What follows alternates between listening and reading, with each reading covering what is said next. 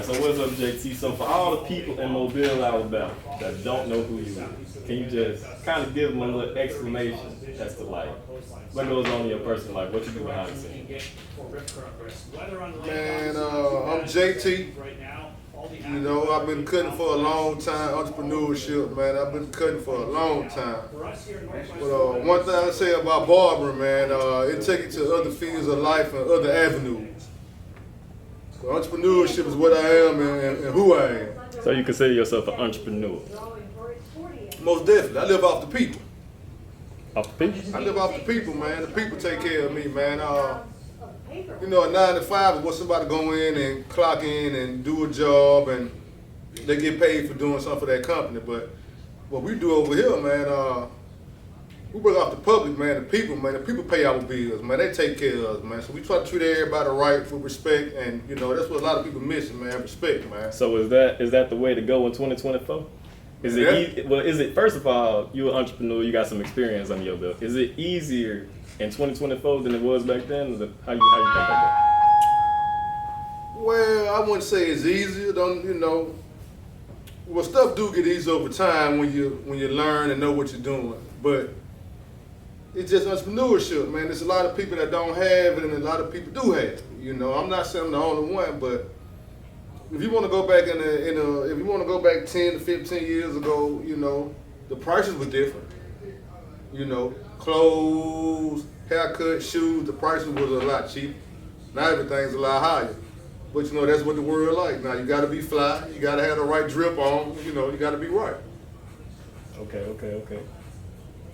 So barbering, right? How long you been barbering?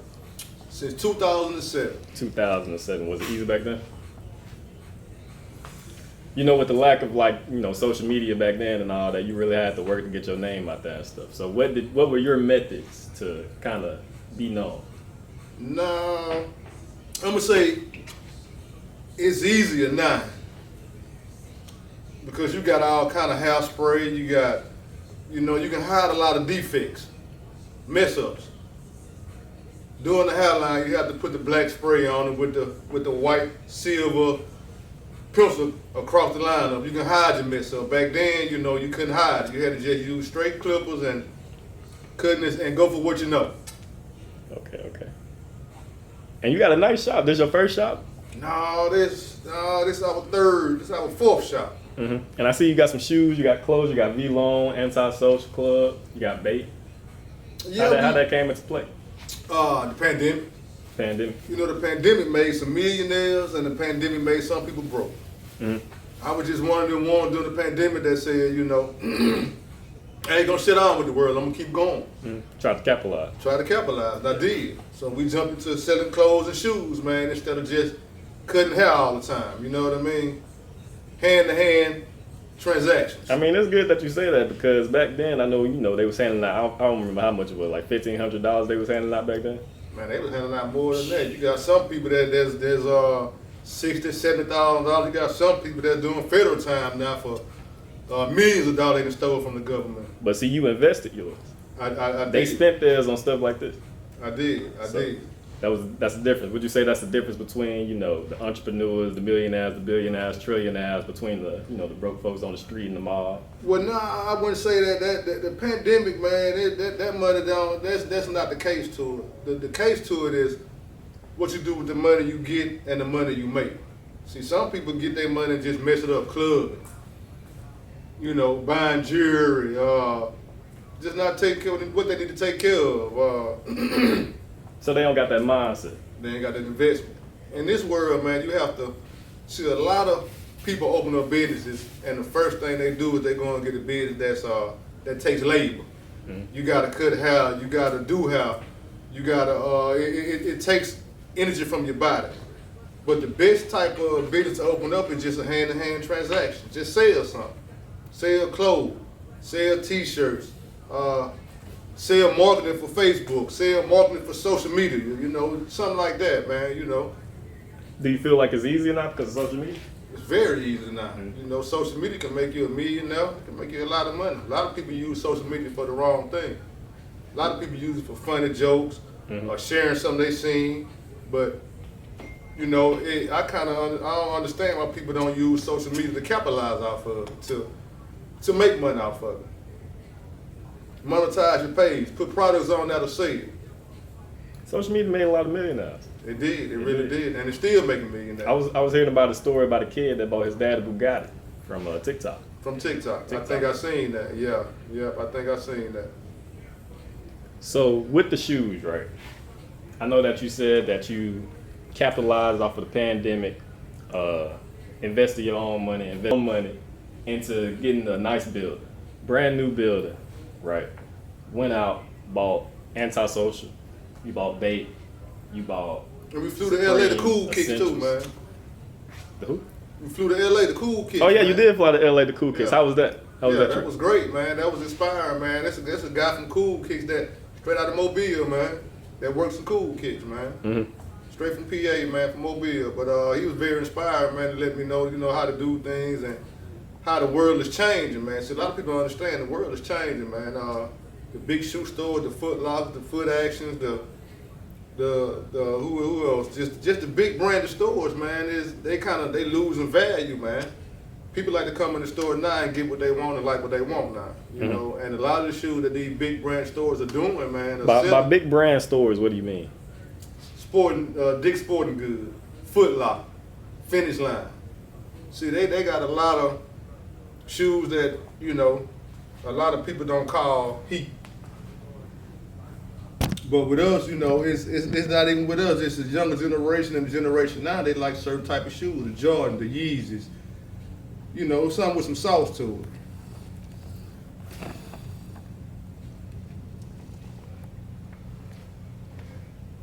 So back in the day, right?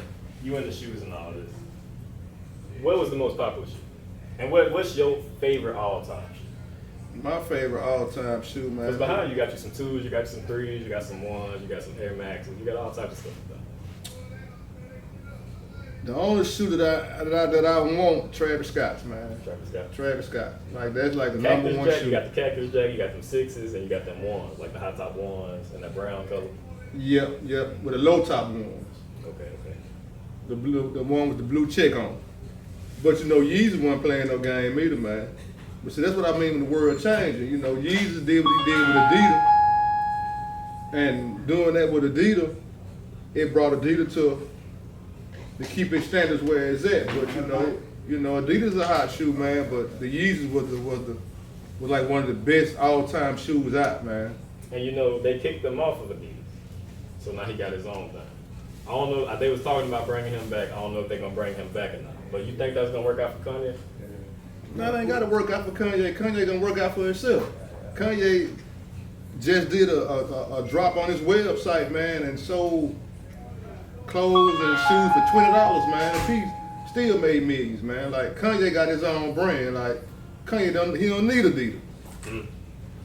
Well, see, that's what's going on now, man. A lot of people doing their thing and they coming up like Kanye West and they doing that, and you don't need the big brand companies, man. Because what we just said, you got social media out now. You got a website. You get a website. You share it on social media. Kanye West pay for the advertising. I don't even think he got to pay for advertising because he Kanye West. He put it on social media. He might have 2-3 million shares. Michael Jordan. What you think about that? Michael Jordan changed the game with the shoes. They'll never die. What you think he changed about it? The I went back in that era, so I don't know. Michael Jordan changed the game of shoes, man. When his first pair of shoes came out, watch the movie. You seen the movie? I think what is it? Air something? Get Up. Get Air, is it that? Get Air? No, that's the name of the jump place. No, Michael Jordan movie. I forgot the name of it. I'll think about it. But he changed the game, man. Michael Jordan changed the game, man. Like they'll be here forever, man. That's where it's at. Okay. You can go to any city, man, any state, man, any parts of the world, man. If they wear tennis shoes, they got Jordans on.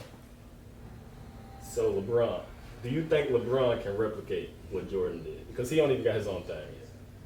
What you mean LeBron ain't got his own thing? He ain't got his own. I feel like if MJ was to part ways with Nike, kind of how Kanye did, right? He would still be able to sell his shoes. Most definitely. LeBron being up there in the GOAT conversation with MJ, do you believe that his shoes are to that quality to compete with MJ if he was to break away from Nike? No, LeBron can't compete with Jordans anyway, man. Even if he stayed where he at with Nike, because I'm not mistaken, I had a cousin of mine that stays in, I think, Colorado, man. I think LeBron James will be there because of the snow and the different type of weather they have there. But, even there, they still wearing Jordan, man. Jordan, I don't think, there's a lot of rules and a lot of stuff can be broken, but I don't think Jordan shoes and his trend will never, you can't top. It'll never happen.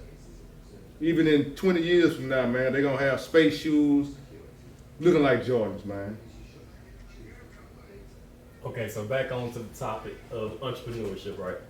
Yeah. For the young people in Mobile, Alabama, I'm going to say Mobile, right? Mm-hmm. But this can relate to all the younger generations. Yeah, I was just going to say that. Don't say Mobile, I'm going to say the world. Yeah. But I want to pick out Mobile, right? Because there's a lot of people trying to come up. You got secret scientists that made a name for themselves. Oh, that's really my boy. That's really my boy. made some impact, I rock with secret scientists. That's my dude. You got the dudes over at Toulon. Real good people. They do the giveaways. Yeah, they do Christmas out there in the park. Yeah. And they really made a name for themselves. Yeah. Came back, moved out the city, but came back home, did what they had to do. But them boys do a lot in the city, though. They do a lot of supporting. They do a lot of giveaways. And I think they just bought a building downtown, man, a $3 million building downtown in Mobile. I think they did. Yeah, they do it. And they just had a last Christmas, they had a bike giveaway. I just watched their thing on Big Banks. Is it Big Bank? Yeah, on the interview, man. Them boys just gave away a Jeep. They do stuff, They always giving back. That's why where they at. See, that's one thing I do too, man. There's a lot of people in the community I done help. Mm-hmm. Kids, I done help kids go to college. I done help kids get into the go for their basketball situation, man. One of my nephews, man, I call him a nephew, man. He's playing overseas now. What's going on? That's another nephew. I helped a lot of people, man. But that's how you get where you need to go to, by helping people, man. Not by helping people. You gotta put me on the camera too.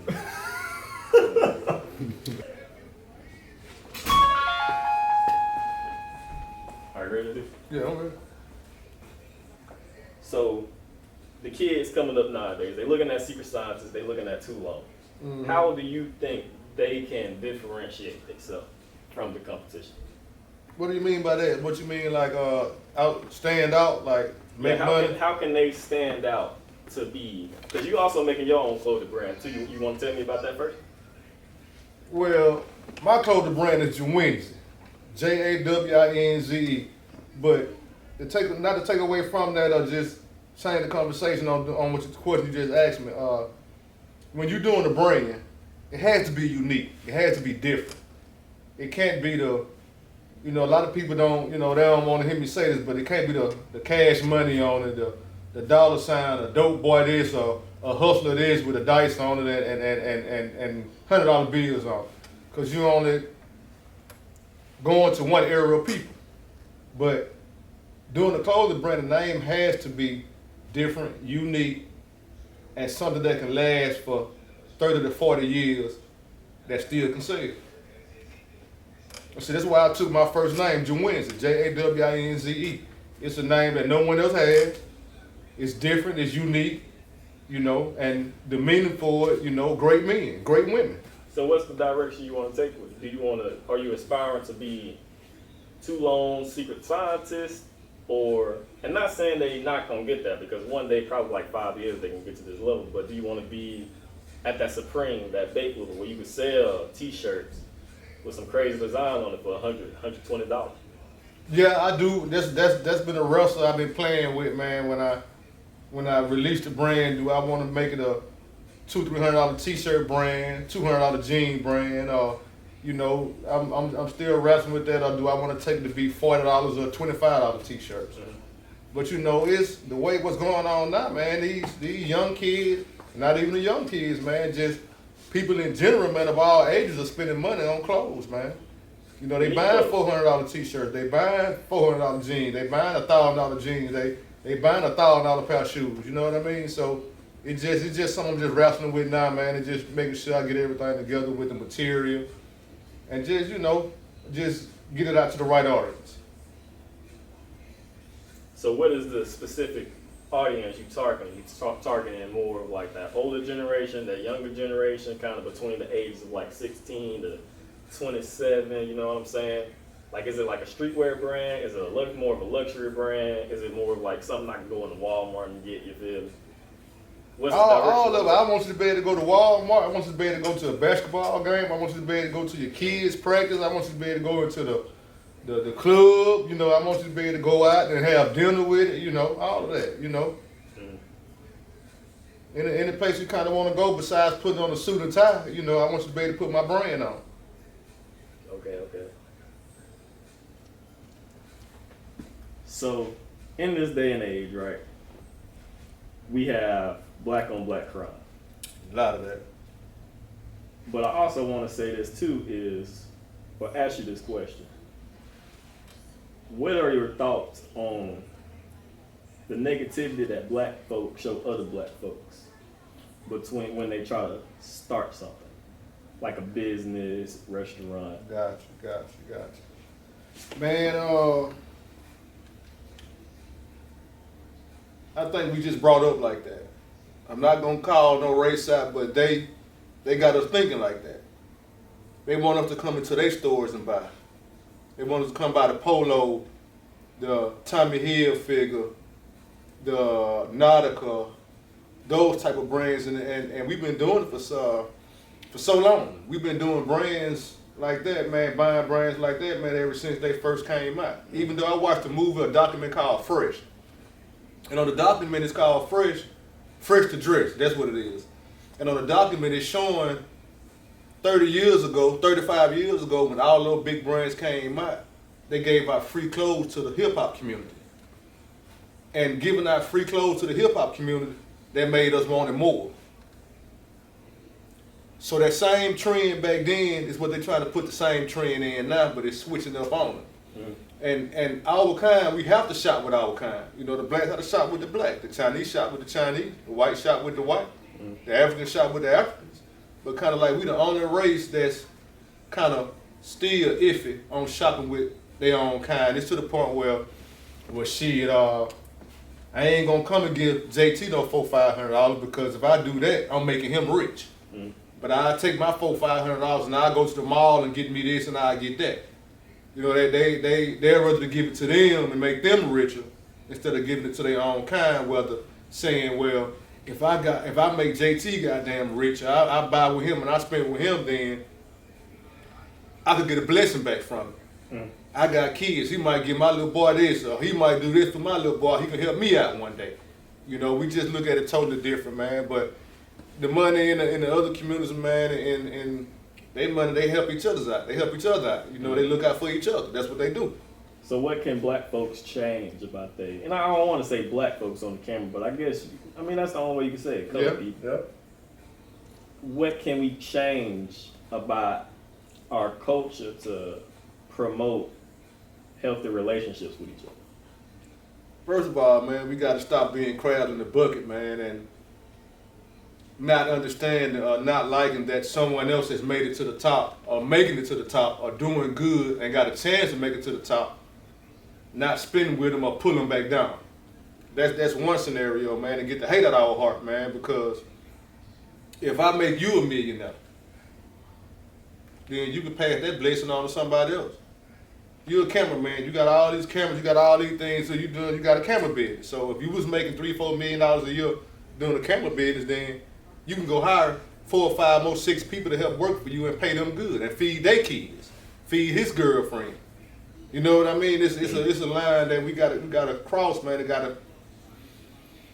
We gotta get it out of our hearts, man, and learn to spend with each other and keep our money in the black community much as we can. You don't think they seeing those people, like if I was to hire somebody, right? Let's say I got a $50,000 business, right? Mm-hmm.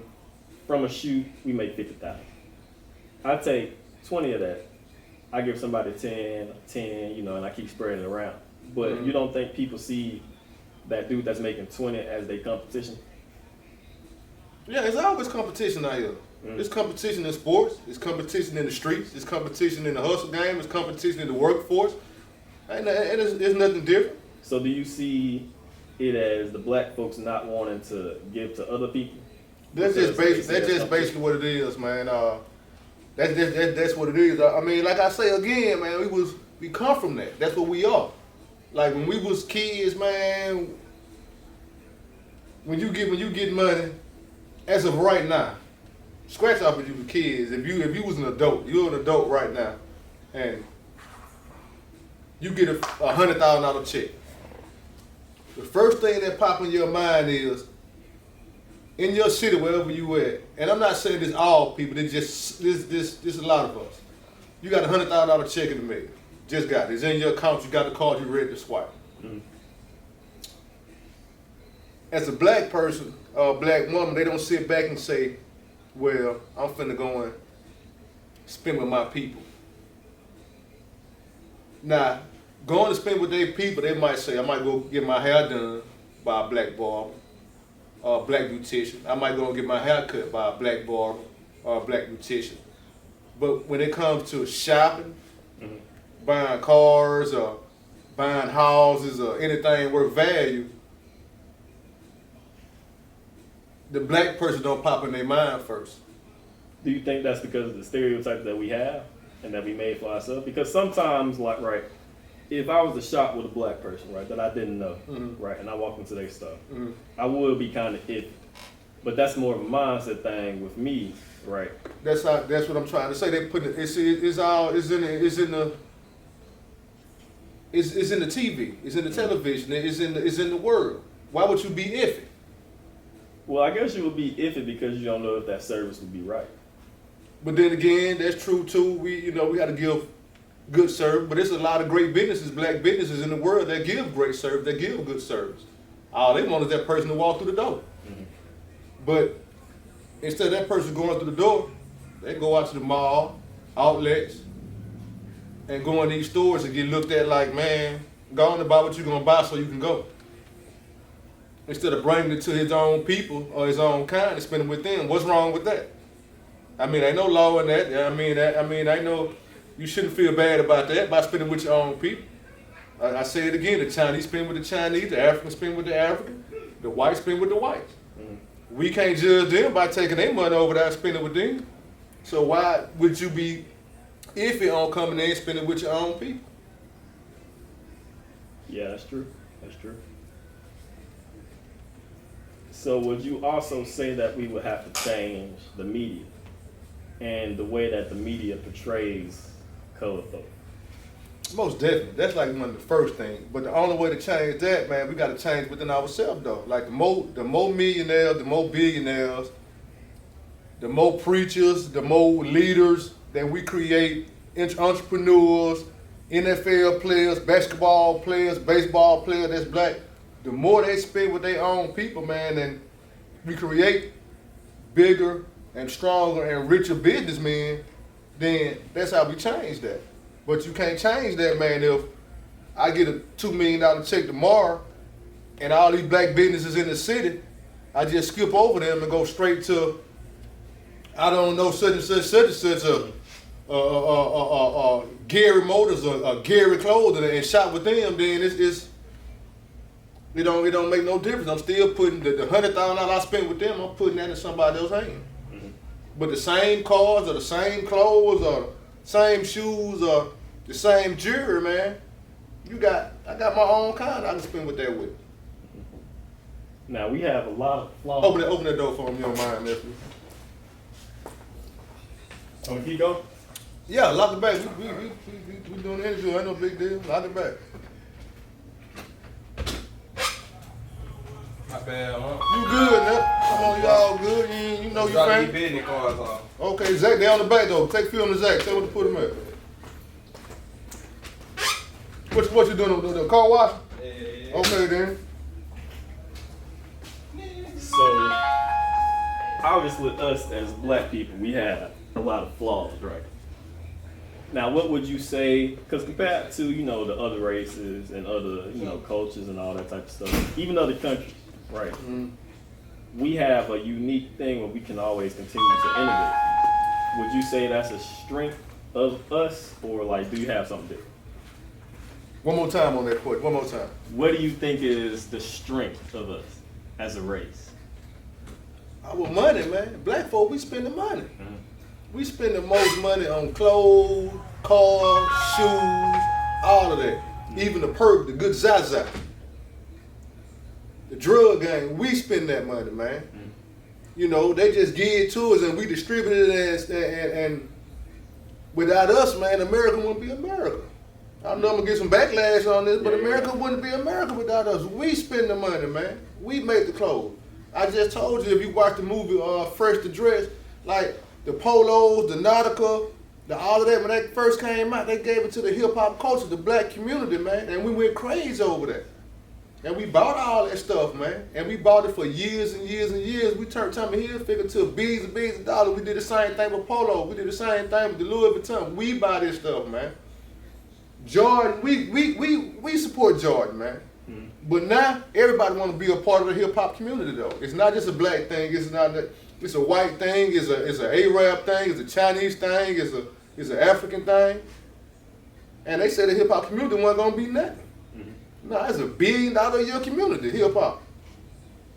The rappers. So do you feel like, because I mean you see it now, it's just not, when people look at America, they just also associate America with a lot of the stuff that they see in black culture, right? Yeah. They see basically hip hop as an American thing. Because you don't really hear that. That's how it started here. So do you think, and what I'm taking away from what you were saying is one of the strengths of black folks, right, is the ability to gravitate other people around them. And that's one of our strengths, man. I'm glad that's a good point. I'm glad you said that. Like that's probably one of our best strengths. The ability to unite. To unite, yeah. Like man, like I just said, like if you just go back when hip hop first started, and you just take it away, just take away rap, hip hop, the urban culture, just take it away, just erase it from America. And what you think America will look like? I don't know. It'll be dead. Yeah. It'll be dead. I mean, we did have music. We had music. We had a lot of music. We had R&B. We had got that. We had the Michael Jackson. We had the Prince. We had all of that. But I don't think it would be as. It wouldn't be colorful as it is now. Yeah. The hip hop made it colorful, man.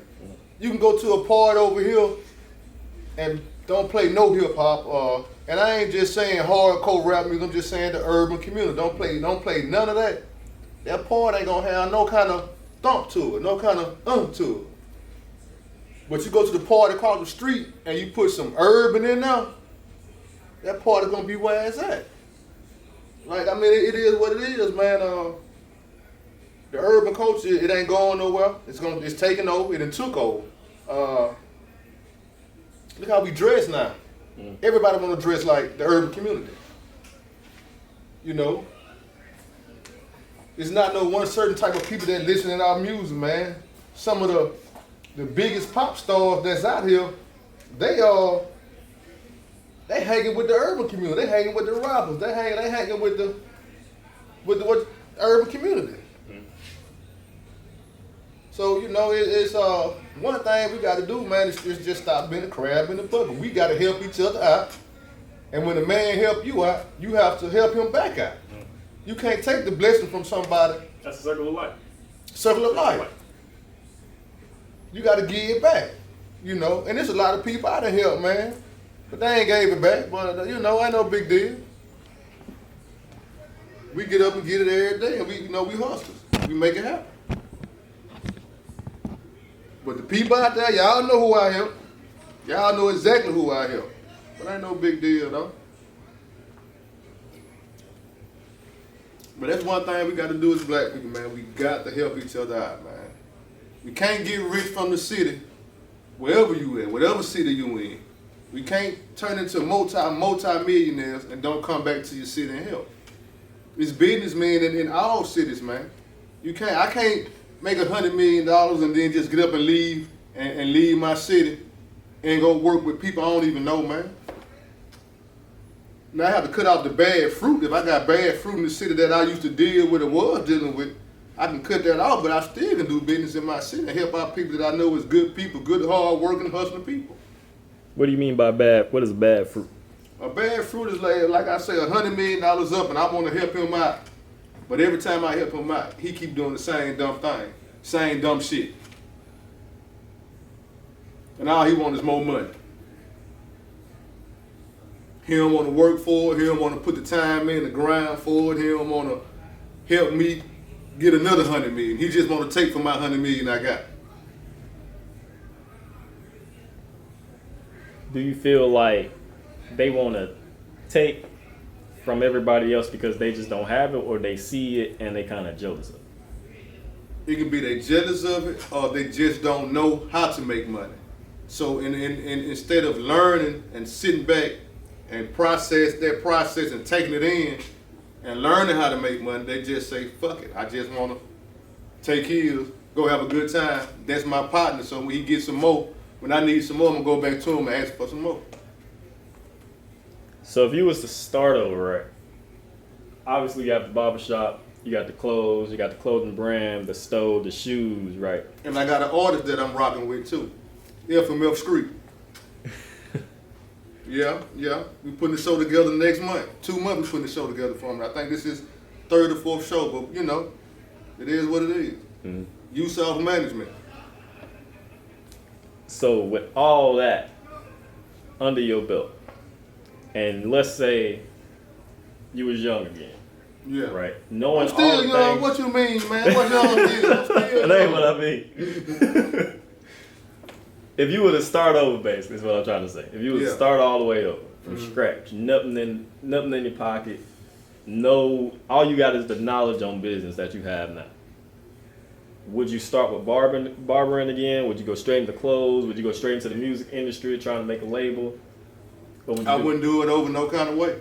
You'll do it the same way? I'd do it the same way. Same order? Same way. Because, man, I tell you, man, barbering, and a lot of barbers can they can vouch for this, man. Barbering save lives, man. Mm-hmm. And you can take care of your family good, and you can take care of yourself good, and you can help a lot of people out. You know, we counselors, man. You get a lot of people over the years that's going through things. You meet a lot of people over the years that's going on to bigger and better things. So, you know, I wouldn't change. I wouldn't change nothing for the world. I think barber got me ready for all of this. To have the music company, the clothing line, the sneaker store. You know, so no, I wouldn't do nothing over, man. Do you feel like barbering can open up a lot of opportunities? Most definitely. Barber opened up a lot of opportunities for me and a lot of other barbers. A lot of barbers, man. You know, you can. Zaytoven was a barber, but he made beats. You know, at his mama house in the basement. I watched his interview. He made beats in the basement, but he was a barber, was cutting cats' hair up and making beats. But by making those beats, he was able to interact with a lot of people with the barbering game. And now he turned up now. Because I can imagine, right, you got the music label, right? I can imagine if you live in Atlanta and you got a lot of connections, a lot of influences coming in and out the door 24/7, right? Yeah. On top of that, you're making your money. But also you can go into that music industry because you got so many personalities coming in and out in a city like that. Network. Yeah, right. You can network a lot with a lot of people and build something absolutely crazy. It's a black man right now that used to live in Atlanta, made his own label, went to California, made it even bigger. Gotcha. I think he got an artist that signed down here in Mobile, Alabama too. I think his name was like Lil Joe or something like that. Okay. He was a white dude. He kind of looked like Malcolm, okay. Malcolm, somebody, I don't know, Mac Miller, something like that. It don't matter, as long as you got it. Don't matter cool, as long as you got it, as long as you can make money. I think his name was Lil Joe. Okay. Do you think that, and what I'm going with that, right, with the Atlanta thing, is Mobile, Alabama, right?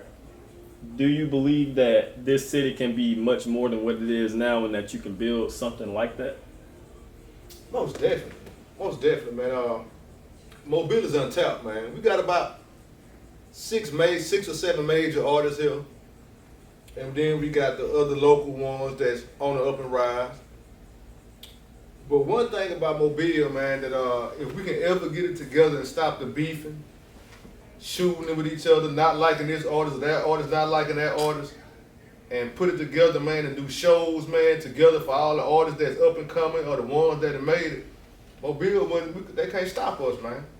But by us being so small and deadly, man, a lot of people that make it, man, they get out of here. You know, they move to another city because they come with a lot of hate that come with it. I'm not saying that the other cities don't come with the hate, but it's a way to fix all of that, man. It's a way to fix all of that. And all it takes is money, time, and men talking as men, man, to make everything happen how it's supposed to happen.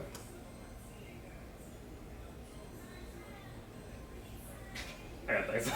But back to the clothing brand, though, you know, I really want America to take this on, man. Like, and not just, like I say, not copying off of none of the people that have done it, man. But I mean, everything's a hustle, man. You're an entrepreneur, man. You can kind of do what you want to do in this world, as long as you do it right and treat people right. But the Wednesday clothing brand, man, I kind of want to take it to a whole nother level, man. Like, I want it to be a big brand. I really do. But it's just one of them type of babies that you got to sit on and think on and kind of just get all the concepts and everything together right with it before you lunch and let it out, man. You know, like I say, I'm a barber and I sell clothes, so if I make the clothing line and I put $500 hoodies, $1,000 jeans, my jeans and my hoodie are able to sit on the website until somebody buys. You know, that's not my only source of income. That's just a baby sitting there waiting to grow. I'm cutting hair, I'm doing music, I'm selling shoes, I'm selling clothes. You know what I mean? So, and I mess with stocks.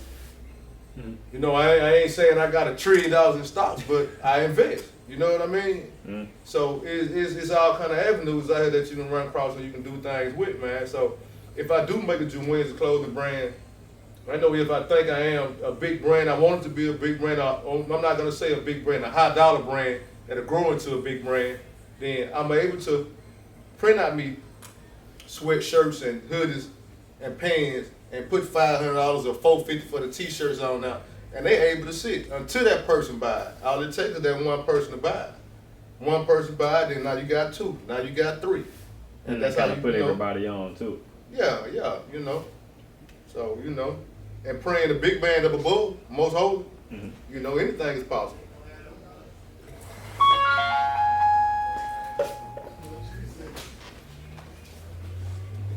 Do you feel like what we talking about, man? What we talking about there? We just talking about Mobile brands together and making it happen. You know what I'm saying? You want to hold the mic? Nah, that's good. I'm through now. You know, that's it. Get on these beats, man. Nip want to get on here. Don't grab the chair, Nip. Get on the chair.